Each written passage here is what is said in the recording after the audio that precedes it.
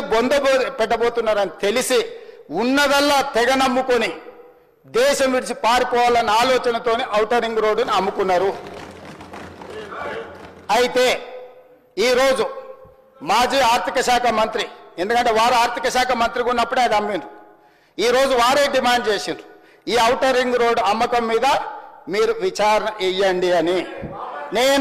నేను మనస్ఫూర్తిగా వారు మనస్ఫూర్తిగా విచారణకి ఏదైతే అడిగినరో వెనకాల వారు కూడా చదువు వచ్చినా రాకపోయినా వారు కూడా వారికి మద్దతు పలికినందుకు వారిద్దరి కోరిక మేరకు స్పెషల్ ఇన్వెస్టిగేటింగ్ టీంను నిర్వహించి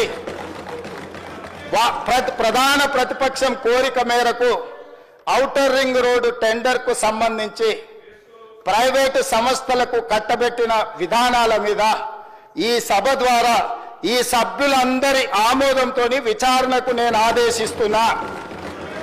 తమరి విచారణకు అనుమతి ఇవ్వాల్సిందిగా విచారణకు సంబంధించిన విధి విధానాలు స్పష్టంగా తెలంగాణ రాష్ట్ర ప్రజలకు నేను హరీష్ రావు గారి కోరిక మేరకు ఔటర్ రింగ్ రోడ్డు టెండర్ విషయంలో పూర్తి స్థాయి విచారణకు ఆదేశిస్తున్నాను.